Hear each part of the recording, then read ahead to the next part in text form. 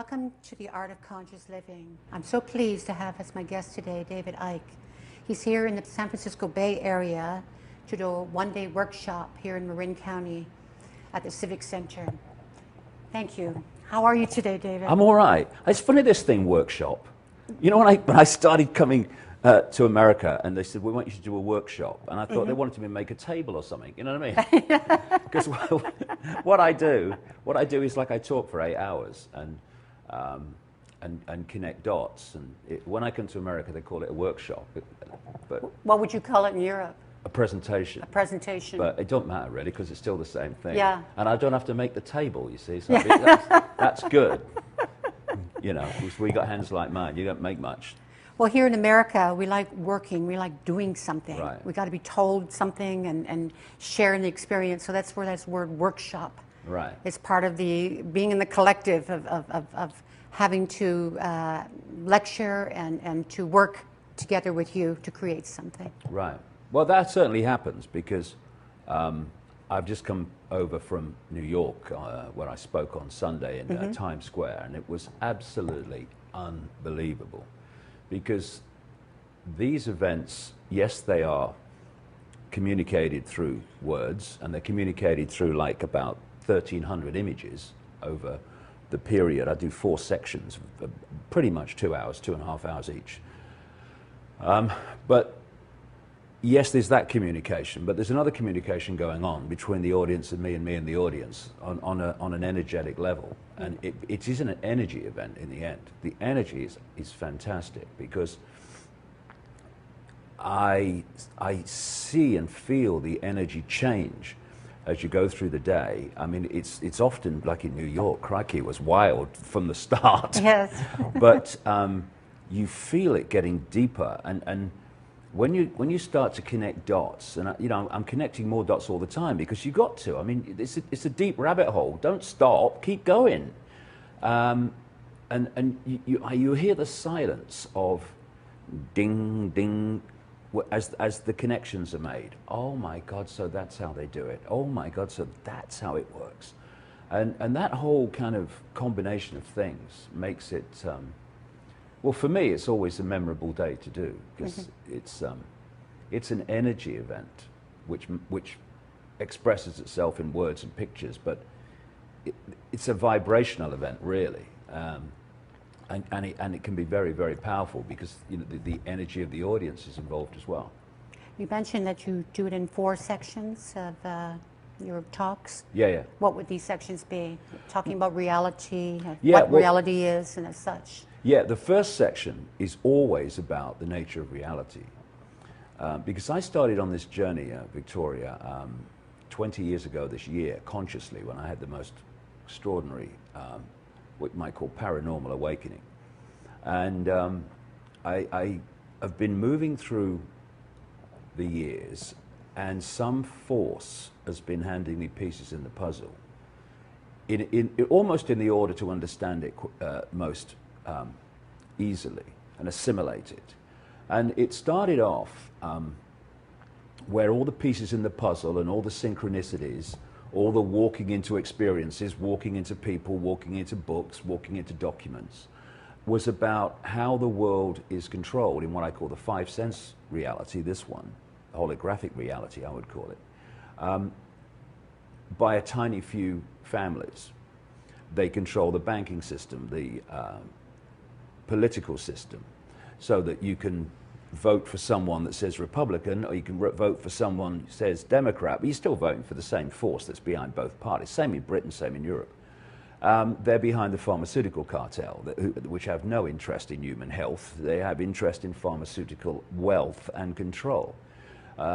They don't want well people because well people don't buy drugs, do they? They want sick people, and so they keep inventing new illnesses and all this stuff. Attention deficit disorder in kids. We must give them Ritalin because they've got attention deficit disorder. And then you say, well, hold on a second. First of all, I had attention deficit disorder when I was a kid because school bored me rigid, okay? But let's take your version of attention deficit disorder. The symptoms you tell us are the disorder are exactly the same symptoms that of behavioral changes children have these appalling poisonous chemical additives in food and drink. So what they do, they give kids all this rubbish. It has an effect on their attention possibilities, an effect on their hyperactivity, and then they say, hey, they've got attention deficit disorder, give them Ritalin, give them this. This is all it works, how it works. So this whole first period, after I had this massive awakening 20 years ago, and it's not an awakening, oh, there I am, it's an awakening, and then it progresses. Your mind opens more and more to consciousness. Well, let's speak more of this awakening. Well, if I could just finish this, and then very quickly, then after that period, what came into my life was, in this synchronistic way, was that there was a non-human race or races behind this control system. And then it went into what I feel is absolutely the most important part, which is the nature of reality itself. Because there are so many people out there now, there weren't when I started off, but there are now, thank you, and more the merrier, who are putting out information about the 5 cents conspiracy, the engineered terrorist event that was 9/11, the manufactured overseas wars and the reasons for them, and all this stuff, and the war on terror, which is a war on human freedom, actually. But until you get into the nature of reality itself and the illusory nature of it in terms of physicality and how we decode information into this reality, like a wireless internet, then you can start to see how these few can control what is, we're told now, 7 billion people. Because their secret society network at the highest level passes on from generation to generation of these initiates the nature of reality, how humans generate reality, how we interact with reality, how reality can affect us.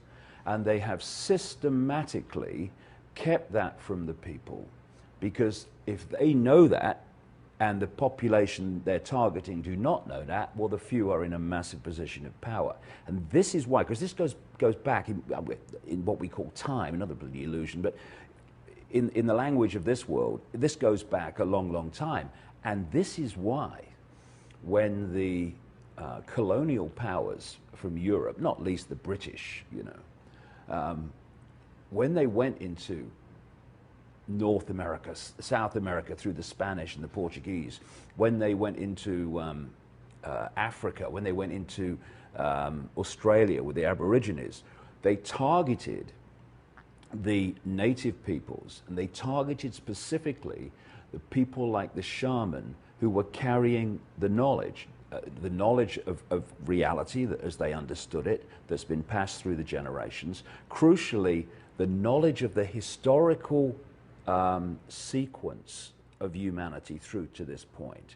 And what they were able to do using Christianity, often overwhelmingly as the vehicle, was to impose upon those native peoples a new religion which demonized the old ways, therefore the old knowledge.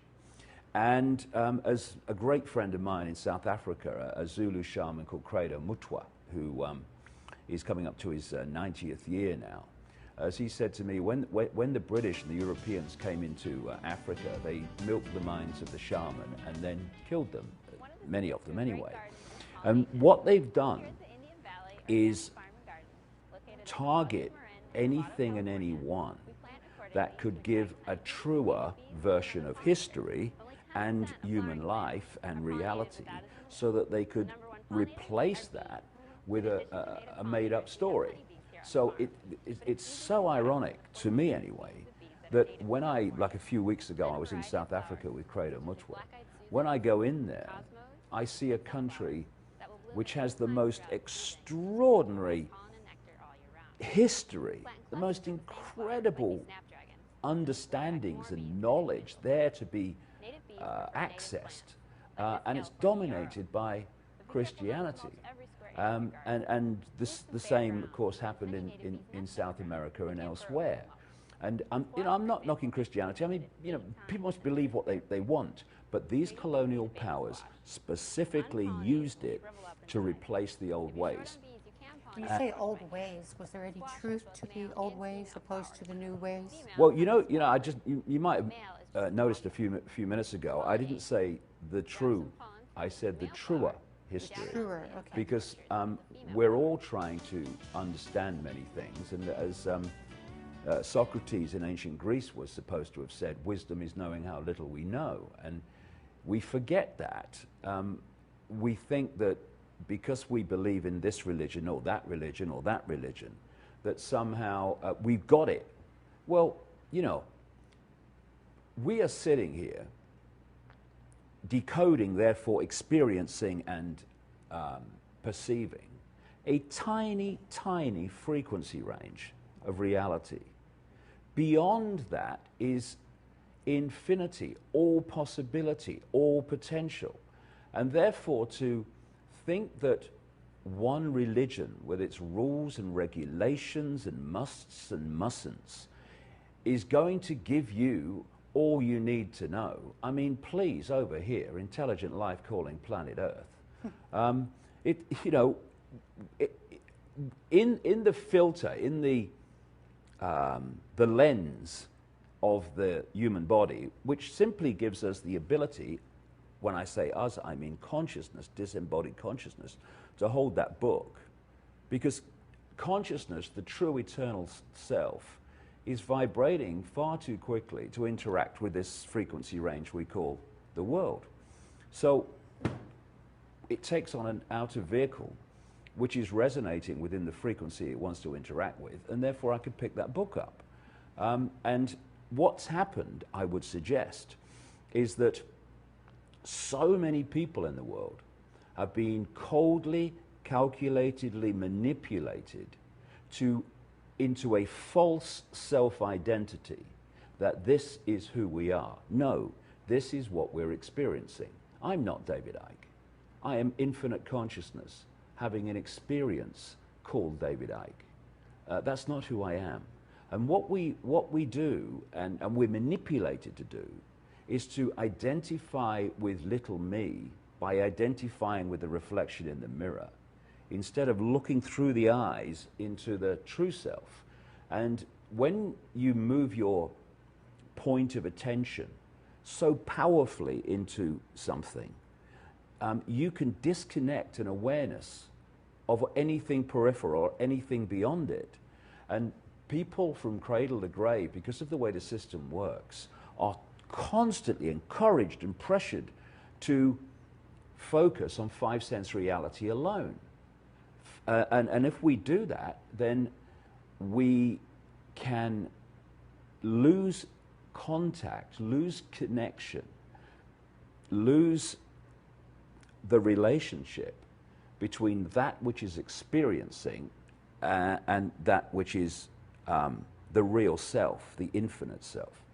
And these people, this network of manipulators who've hoarded ancient knowledge and advanced knowledge of reality, have created a structure specifically to disconnect humanity from an awareness of its true, infinite, genius, all possibility self. Right. They don't want people to wake up. Exactly. And to be aware. They don't. They do not. Because if you're a few, and I tell you, if you're talking about people in full awareness of what they're doing, the number of people who are manipulating 7 billion is extraordinarily small.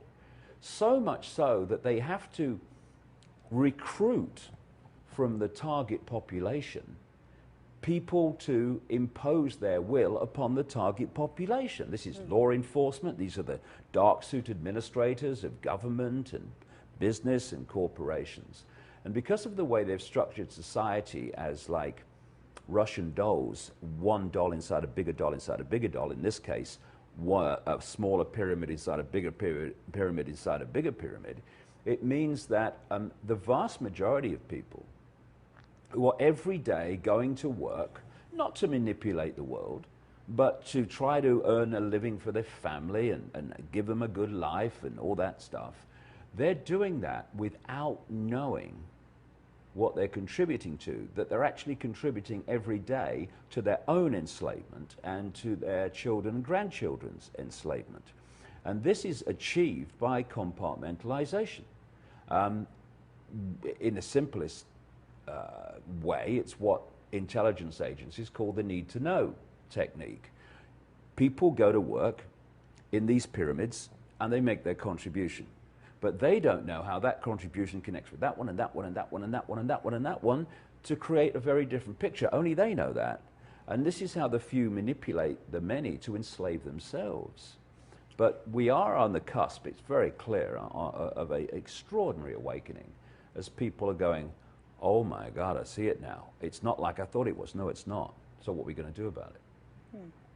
What would you say to the people who are, those people who are not awake and just go through the changes every day of just going to work, and they're feeling completely lost and afraid as all the countries are shifting and changing and the money's being sourced out and the work is being sourced out from their country, such as here in America? Well, see, we're in an incredible amount of shift, and yeah. nobody is really telling anybody really what's going on. Well, I can explain what's going on immediately from the examples you've just given. I mean, not only can I explain what's going on now, I was explaining what was coming 15, 16 years ago in my books, and that's one of the big reasons that so many people are now coming to look at my work. Like, you know, couldn't get a ticket in New York, and I went to the Czech Republic. I was in the country for three days, never been there before, did a talk that was translated with the audience through having earphones, translations. Absolutely couldn't believe how many people came. There is a global awakening going on. And what is happening to America, to understand it, some dots need to be connected. And this is very important. This is what I do. I connect dots. Because you can look at a dot, like a banking system, look at another dot, the crash of September 2008, you look at another dot, 9/11, another dot, Barack Obama, and each dot is kind of interesting, but people are bewildered because they think, well, yeah, but what does it mean? When you realize what the agenda is, it's like an open book. And the agenda is this. There's a multi-level agenda, but let's keep it to what we're talking about here. When you're a few and you want to control the many, you have to centralize decision-making. The more diversity of decision-making there is, the less control any few at the center can have. When there's a few of you, and in terms of full knowledge and awareness of what they're doing, it is a few, and you want to control the many, in this case 7 billion, then you have to centralize decision-making. The more diversity of decision-making there is, the less control any few at the center are going to have. So now, a few bureaucrats, not even elected people in Europe, bureaucrats, are dictating to the whole of Europe, every country, and the power of the countries to decide their own destiny is virtually, you know, it's petering out. It's virtually non-existent now. You know, 75% of laws in Britain start out in Brussels, not London. Really? Right, and this is where they want America to go. Now, what they're heading towards, well, what they want, is the ultimate global centralization, because then they've got what they would see as the ultimate global centralization of power. They want a world government which would dictate to every country. They want a world central bank that would dictate to all global finance in every country. They want a world currency, which in the end wouldn't be cash, and that's going out of circulation so fast. They want a electronic single world currency, right, for which there are fundamental implications for freedom, because if you go into a store now, Victoria, with electronic money, and that computer says no to your card, you say, well, I'll pay cash then. What about when there's no cash and that says no? You have no way of purchasing except barter. And that's the idea, control. Because those that challenge the system will very quickly go off the Christmas card list of the computer, you know. So, and food and medicine will be also controlled. Yeah, medicine, yeah, but I mean, if they could control what we call modern medicine and keep it out of my life, which I do, then I would be very, very happy. Absolutely. But we'll get into that as we go along. But the other thing they want is a world army. And the creation of NATO is a stepping stone to that. They want a world army. They're looking for a European army now, which this is all part of the stepping stone process. And I talked to a journalist once, and he said, well, why would they want a world army? There'd be no one to fight, you know. And I thought, yeah, you're a journalist, aren't you? Because what the world army's for is to impose the will of the world government on countries that don't want to accept it. And the other point in this list, they want a microchipped population. Now, this comes back now to America. If you want a world government dictatorship, you cannot have any superpowers with the military and financial might to say no to you. Imagine if there was a world government through this period of America, through the 20th century, and the world government said to America, you're going to do this, we've decided it. America could say, no, we're not. So what they're doing systematically is destroying America militarily, you know, all these kind of what they call theaters of war. It's a lovely name, theaters of war, because it's all a bloody movie, really. And right.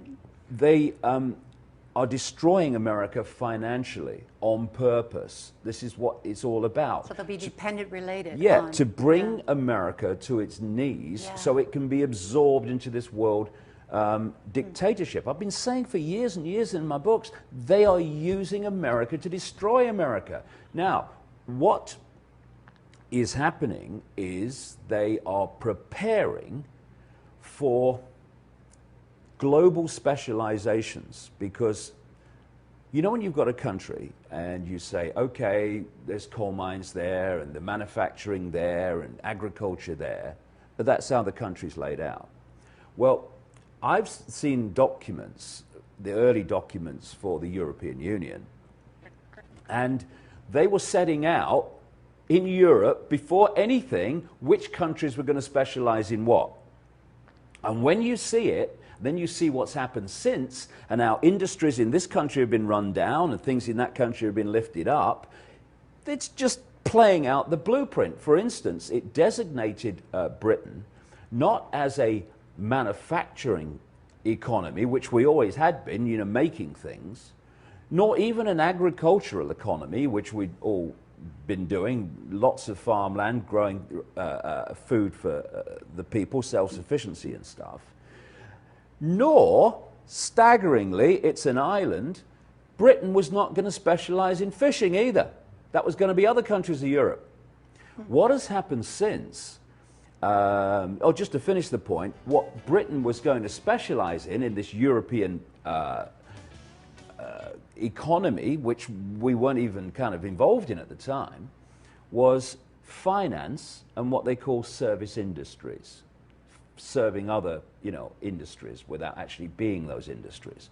That is precisely what has happened in Britain. The agriculture's been run down, the coal mines have been closed, or the mines have been closed. I think, you know, I'm not too bad about that, because I think people going under the ground doing that is just horrible, but they've closed that. And they've run down the fishing industry on an island nation to almost destruction, exactly as these papers said decades and decades and decades ago. Now, what they're doing in America now is something similar. So this is where outsourcing comes from. What they decided in the European Union was all these other countries where labor costs were lower, they were going to do all the manufacturing. Now you take that to a world level, because it's the same blueprint they want to take that I've just described in the European Union to the world. They're moving the manufacturing to parts of the world that are much cheaper in terms of wages and sweatshops and all that stuff. And that's what the outsourcing's about. And it's outsourcing into Mexico, it's outsourcing into Asia, and this is where all the jobs are going. And the thing about outsourcing, or making things in another country cheaper and then bringing them into another country to sell them, before there was a big problem with that, and that was tariff barriers. Because you made your products maybe cheaper, but to bring them in, to the country you want to sell them in, you had to pay tariffs, which kind of took out a lot of the benefit of manufacturing. And then came what? Free trade. Free trade. What is free trade? It's freedom to exploit. So what these families did, like the Rothschilds and the Rockefellers, who were two of those families, so are the British royal family, they introduced something called the World Trade Organization, the WTO, which can impose massive fines on countries that defend their own economies, right, from the merciless world system of free trade. Everyone knows free trade's good. No, it's freedom to exploit trade. It's good for you, darling, you guy over there in the banker's suit, but it's not good for these people who are living in starvation wages. And as a result of that, if you try to defend yourself from these imports made more cheaply on the backs of exploitation of people, then you can get now fined by the World Trade Organization. So what's happened is the downside of exploitation in one country and selling in another has been taken away. And then we come to this word that has become part of the language now, globalization. What is globalization? I say to the people who go on globalization protests and all the rest of it, and good luck to them, but what is it? It's the centralization of global power in every area of our lives. It's centralizing decision-making. And what does that do? Centralizing decision-making and control over the media, politics, economics, all of it. It gives power at the center to a tiny few so they can control everybody else. And I see globalization protests, and like I say, good luck to them. But I hear people talking about the fact that it's greedy corporations that are behind it.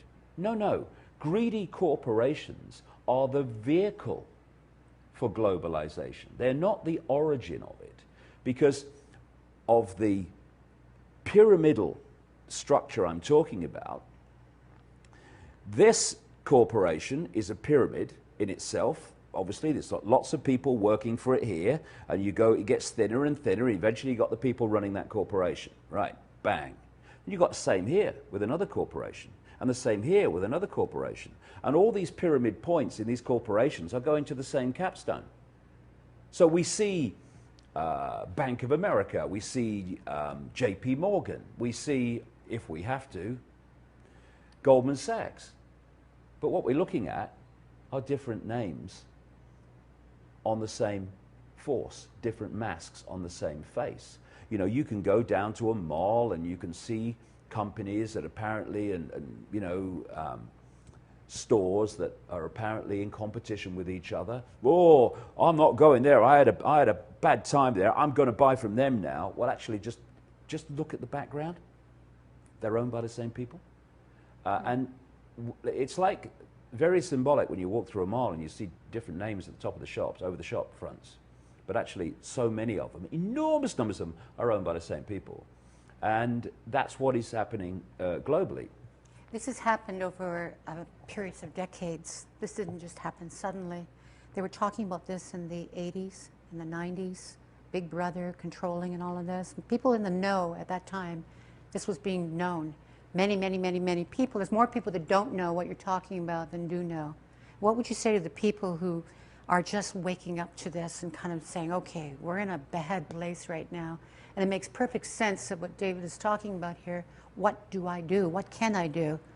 Because if this continues on the way that it's going, which it looks like it's going to be happening, then the world is in for what kind of state is the world ultimately going to be in? Well, fully enough, I'm extraordinarily optimistic, me, because I say this control system's coming down. Absolutely. But it's coming down when people remove the backside from the sofa, remove the focus from the game show and the sports, and start looking at what we really need to focus on, which is how basic freedoms are being taken away, and if we think it's happening now and it's terrible now what's going on, then just have a look at what your children and grandchildren are going to experience if this thing goes on. Like I said earlier, the target population is vast. The people doing it is tiny in full knowledge of what they're doing. And there's that wonderful scene in that animated movie A Bug's Life, where the basic story, for those who haven't seen it, though it's very well known, is that these grasshoppers, just a few, intimidated these massive number of ants on what they called Ant Island to spend the year gathering food for the grasshoppers to come once a year and take it. And on one occasion, one ant stood up to the grasshoppers and said, this is not right, this is not fair, and it's not just. And the next scene is that the grasshoppers are in their, what they call their winter quarters. They're in a tree, and they've got all the food they need for the winter. And one or two of them say to the leader, we don't have to go back to Ant Island this year and get more food, because we've got all the food we need. And he makes this speech telling the grasshoppers the facts of life if the few are going to control the many. And he talked about this one ant that stood up to him, and one of the two of the grasshoppers, yeah, boss, but it's just one ant. Oh, just one ant, eh? And he explains what happens when just one ant becomes lots and lots of ants. And there's this great line where he said, those little ants outnumber us 100 to 1. And if they ever figure that out, there goes our way of life. So we've reached a point now where people in very, very large and gathering numbers have realized there's a problem. They've realized that the world isn't like they thought it was. And I know I've been to 51 countries researching and speaking about this, and I've seen it. It's a global phenomenon. It's not happening in one area, it's happening everywhere. But we have to take this to the next stage now, because if you look at the internet and all these different forms of communication, you can see that there is a very large, increasingly vast body of people who've realized that a few are controlling the many, and that there is an agenda to make it even more draconian as we go along, more Orwellian, beyond Orwellian actually. But they're still, if you like, standing on the other side of the road, watching it all unfold across the street, and they're like going, what's going to be their next move? Oh, look, they're doing that. I told you they'd do that next, didn't I? I told you. And it's like people are standing there sort of watching their own prison being built. They're more aware of it. They now know it's a prison, but they're still watching. And what we need now is to cross the street. Instead of saying, this is what's happening and what's their next move, we should be saying, what's our next move? Never mind what their next move, what's our next move? Because a tiny few, possibly 4% of the population, are probably massively overestimating with 4%. But you say it's 4% of the population of 7 billion are controlling 7 billion. That's insane. They can do it two ways. One, because they do it secretly, and up to this point they've done that. You know, people do not rebel against not being free when they think they are. And people tend to sweep through life and they pick up images rather than substance and detail. And so we think we live in a democracy, and then we equate democracy with freedom. What democracies are in their present state are elected dictatorships, or in terms of George Bush in 2004, not elected dictatorships, but it's another story. And so what happens? You have an election campaign, someone wins, and then they have told the public what they're going to do. But there's no contract. They've just told the public what they're going to do. Why did they tell them that? they told them what they thought they needed to tell them to get the votes to win. What they want to hear, basically. Yes. Then along comes Barack Obama, Mr. Change. Sorry, I hadn't noticed. You're gonna close Guantanamo Bay within a year, wasn't he? I think he was.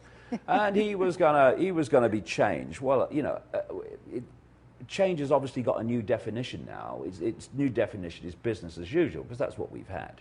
Obama's Wall Street's man. That's why he's doing all these things to benefit Wall Street, while Wall Street are screwing the population. But he then told a pack of lies in his election campaign. Why? To get elected. And then what happens is they tell you lies, they get elected, then they do as they like. And then now what we're seeing now, oh, it's the midterm elections. I'm going to go for the Republicans this time because I don't like what these... Hold on a second. Deep breath. This is how it works in America. This is how it works in Britain. This is the way it works all over the world. During the Bush administration, Boy Bush was demonstrably, provably, in the mainstream media, controlled by a group of people called neocons, neoconservatives, right? And these were the Richard Pearls and the William Crystals and the John Boltons and all these people, and the Wolfowitz and all these people. And then Obama took over. And he is controlled by what I call the democons. This is your George Soros's, your Zbigniew Brzezinski's, and all these people. Your Rahm Emanuel's. Don't buy a new car off that guy, never mind a used one. And so you've got puppet A, Republican, puppet B, Democrat, democons, neocons, same force, right? So you can vote for the Democrats, you can vote for the Republicans. It doesn't matter, because whatever you do, you're voting for them. And they're the ones you don't see. And that's why the differences in politics today worldwide are not in reality, they're not in substance, they're not in change for the benefit of the population, they're in rhetoric. Because the Republicans and the Democrats in America, as an example, are masks on the same face. The only way they can persuade people they have a choice at an election is to do it by rhetoric, by words, to try to say we're different because. But as we've seen, at a point in American history where on the surface a massive change was going to take place when Obama came in. Change, change. But you notice, he never said what that change was. He was never specific. Why? Because if he had been, he'd have been in trouble.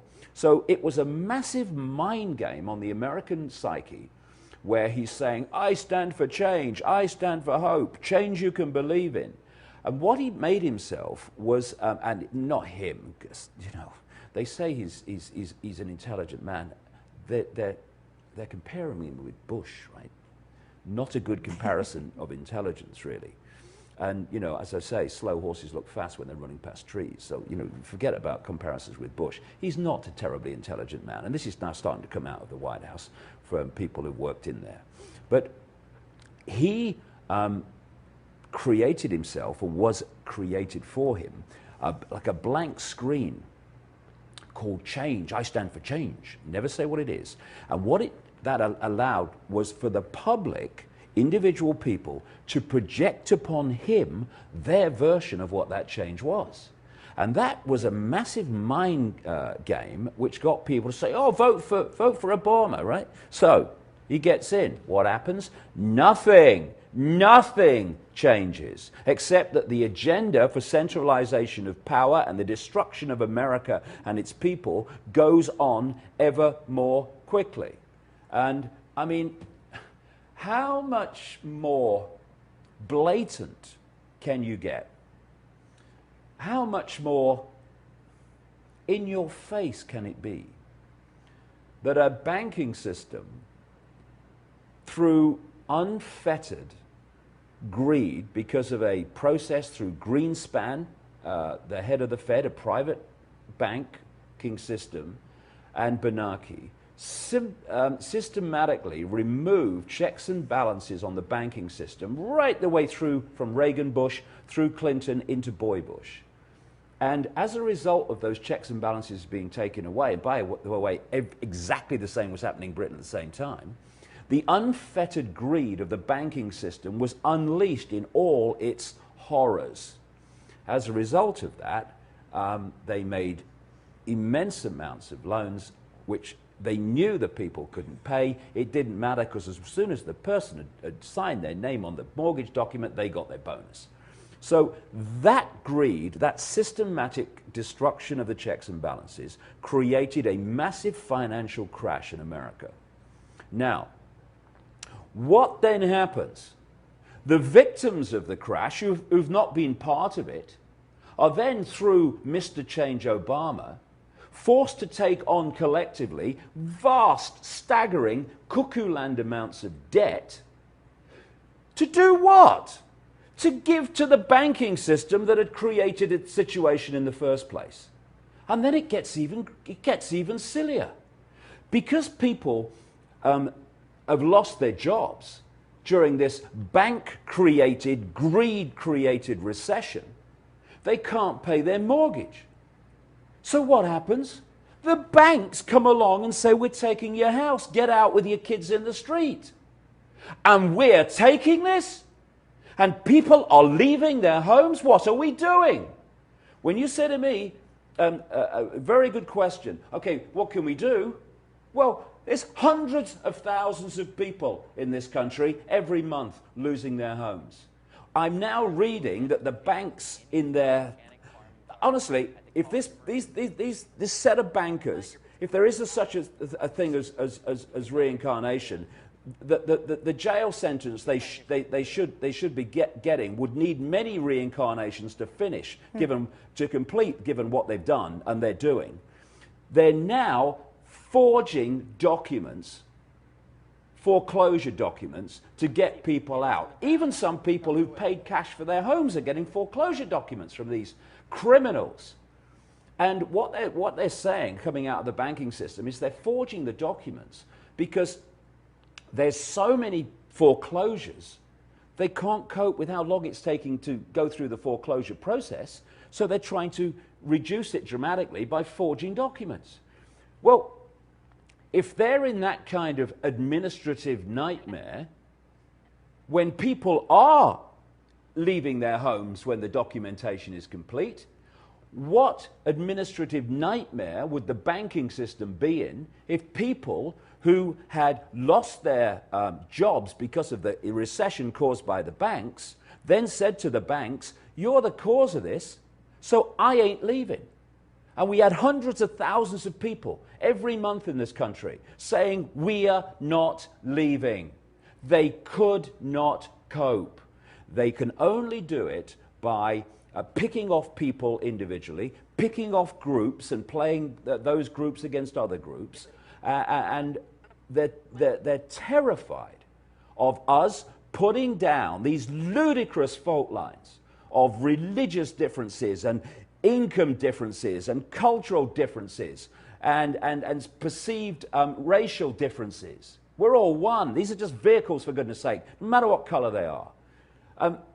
We have the opportunity, if we put down these fault lines and realize that this is not a conspiracy to enslave Jewish people or middle-class Americans or Muslims or Hindus or Hispanics. This is a conspiracy to enslave all of us. And while we're divided and ruled, we'll never figure out, to quote the grasshopper, we outnumber them, not 100 to 1 in our case, but by noughts and noughts and noughts to 1. And we need to figure that out, because then goes the way of life of these criminals who have no empathy, no heart, no soul, and they're doing this en masse to people without any empathy for the consequences for the victims of their criminality. Right. And we need to come together here and stop cooperating with our own enslavement. Never mind, protesting in, at Parliament or Congress or whatever. No, they can cope with that. Indeed, they can say, oh, we need to have more control and surveillance and enforcement because of all these protests. No, they're not frightened of that. What they're frightened of is us not acquiescing and allowing ourselves to contribute to our own enslavement. And there's no better time to start than to en masse, and those who are not being foreclosed to support those who are, en masse, we ain't leaving. And then we'll see how much power these people have got. Because the power, this structure, and all these strutting criminals think they have is only one thing. It's the ability to make us, the people in general, perceive that they have power. They have no power. The only power they have is the power we give to them every day through acquiescence. Enough, enough, enough. So it's very loud and clear, and you're very passionate about it. That something that I've thought about very deeply for a long time, that people really need to own their own power, their own energy, their own life. Exactly. And we've been giving away our life, so many people, the greater amounts of people have been giving it away to the collective, to others, to whatever is the moment of flavor of politics or country or patrioticness or what have you. Let me give you an example. Yeah. We so perceive wrongly where power lies that when we look at a pyramid, we look up, don't we? We always look up. I think humans have had something taken out of the vertebrae here, yeah. So we look up. The power's at the top of the pyramid. Oh, really? Why is the top of the pyramid up there? Because the rest of it's holding it up there. And we stand there in mainstream society doing this, holding the house of cards together, and they sit at the top. And they are feeding off our efforts, they're feeding off our energy, they're feeding off our employment, they're feeding off our fear and all the rest of it. They're feeding off our ill health, because, of course, the pharmaceutical cartel doesn't want healthy people, no profits in that. And we're standing there.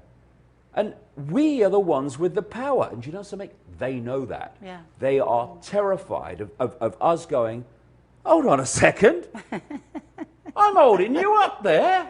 Yes. Have enough of that. Boom.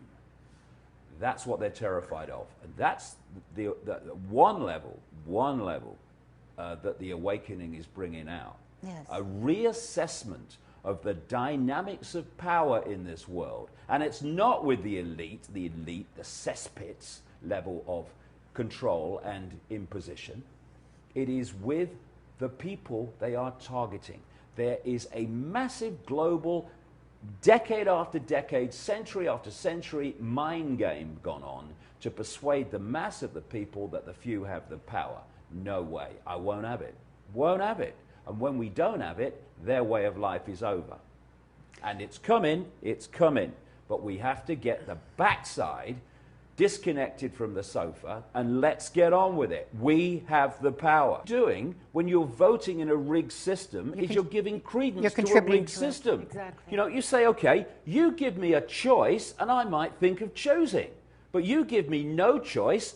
How can I choose between mask 1 and mask 2? Just because they're called a different name.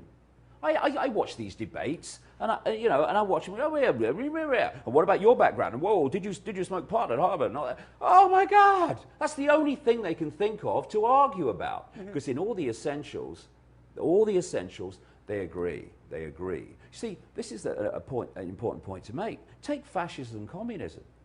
We're led to believe communism is over here; it's of the left, and fascism is over here; it's of the right. But they're just the same thing with a different name.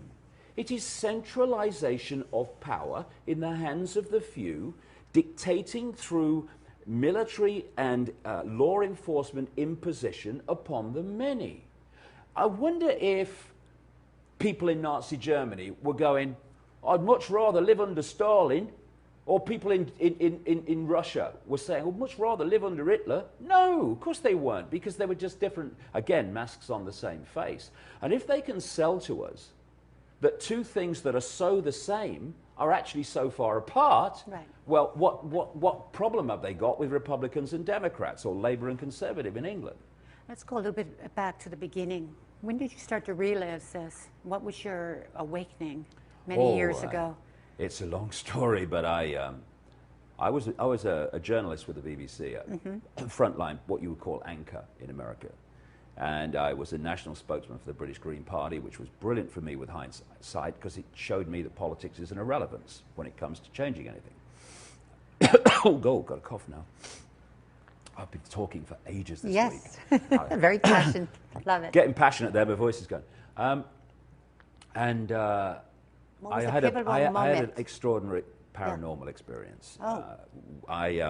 Well, many actually. And what happened? For a year, when I was a television presenter and working for the Green Party, when I was in a room alone, I felt like I wasn't. And I was new to all this. I wasn't into religion and the idea that we're all a cosmic accident that science tries to sell us. I mean, please, you get letters after your name for that, you know. I don't know how, but you do. So you that didn't make sense to me either. But I was getting on with my life. And, But this presence became more and more tangible as the year unfolded, 1989. And I had this experience where my son went into a newsagent shop. Little boy, he's a singer-songwriter now, 27, but he went in this news shop. And after a while, I went in after him because I was talking to someone outside. And I said to him, come on, Jay, we're going to get some lunch in the town. And as I turned to go, this is March 1990, my feet wouldn't move. It's like, you know, they were pulled to the ground with like magnets. And of course, this is all new to me. I think, what the? And then this, not voice, but very strong thought form went through my head. Go and look at the books on the far side. What? So I walked forward to look at these books, and they're all romantic novels. But in there is this woman's face, and it was different. So I picked it up, and I turned it over. And it was a book by a psychic lady called Betty Shine. It was called Mind to Mind. And I thought, I wonder if this lady would be able to pick up what I'm feeling, this presence. So I went along to see her, because I was well known. I got in quick, because I was on BBC most days of the week sometimes.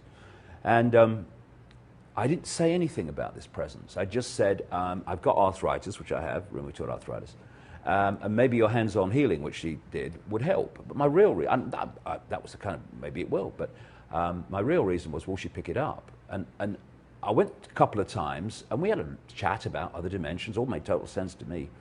Anyway, on the third occasion, I'm lying on this like medical type bench, and she's doing this near my knee, just off from my knee.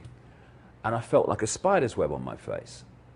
And this took me aback, because I read in her book, she said, well, when other dimensions or other consciousness is trying to lock into you, sometimes you feel like a spider's web on your face, right? So that hit me immediately. Go, this was in her book. I never said a word to her. And about 15 seconds later, 10, 15 seconds later, after I got this spider's web, she went, oh my God, she said, I'm going to have to close my eyes for this one. This is powerful. And my bum is slipping down the bench, and I'm going, what's going on? And then she said, I'm seeing this figure in my mind, and the figure is asking me to pass information to you, basically. And the first line was, they know you wanted them to contact you, but the time wasn't right.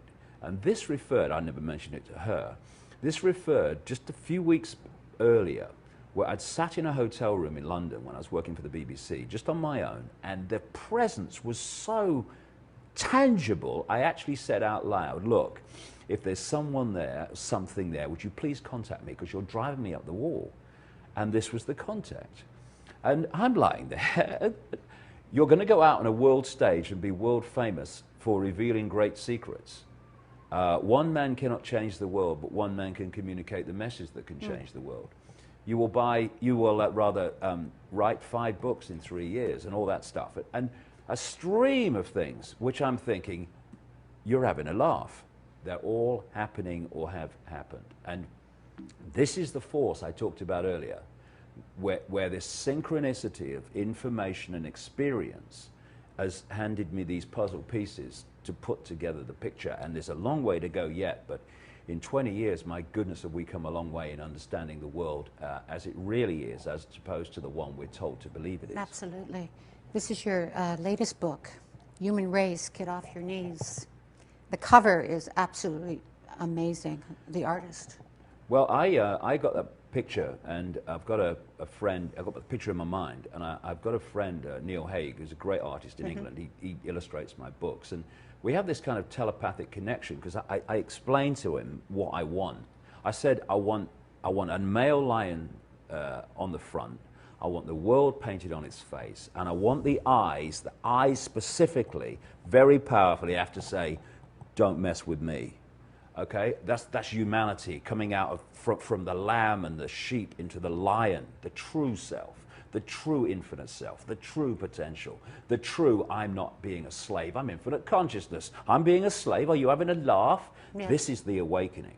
And so that was a very powerful image. And the title, Human Race Get Off Your Knees, The Lion Sleeps No More, has really resonated with people, because one of the things that the title does, Human Race Get Off Your Knees, it lets people also on one level say, do you know, I am on my knees, aren't I?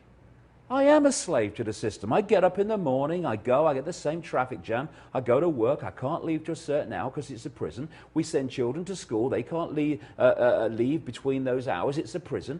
And I am on my knees, and that's the first step to awakening and getting off your knees. And there's another thing interesting I noticed when I was writing that book. I have a thing in it where I'm saying, get your head out of the sand, right? But when you think about it, there's a picture in there.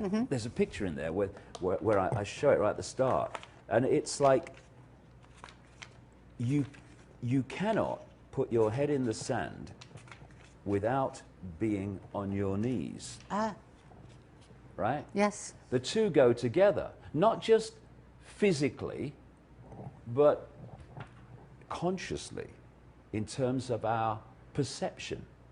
If your head's in the sand, you're on your knees. And you know, you can put your head in the sand and hope it'll go away.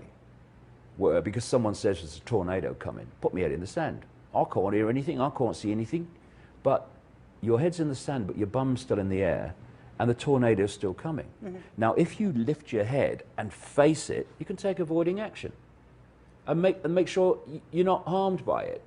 You stick your head back in that sand, it's coming, and before you know what, you're spinning head over doodah in the sky. Right. And this is what we're faced with now, Victoria. We get our heads out of the sand, we face this, knowing the numbers we have, and we say we're not having it. And then it won't happen, because it can't happen if enough of us say no.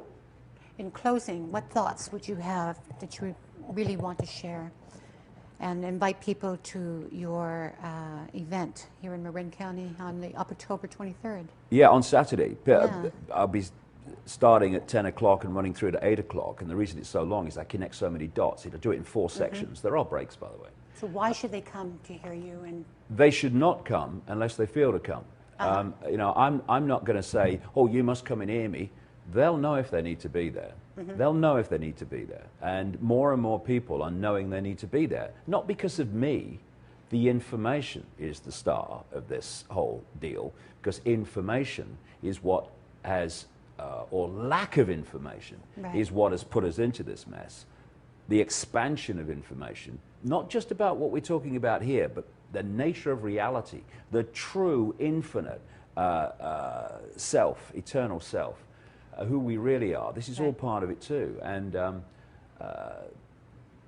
it will be an interesting day, put it that way, and a very, very powerful one, because they always are. Not because I'm there, but there's an interaction with the audience that creates a very, very powerful, energetic, conscious event. Right. David, it's been an honor to speak with you. I feel that we've only scratched the surface. Oh, and my God, yes. That's why absolutely. Saturday's so long. And I look forward to speaking to you again in the future. Nice to meet you, Victoria. Thank you very so much indeed. It's been a pleasure. Thank you. Well, thank you, and I look forward to seeing you again.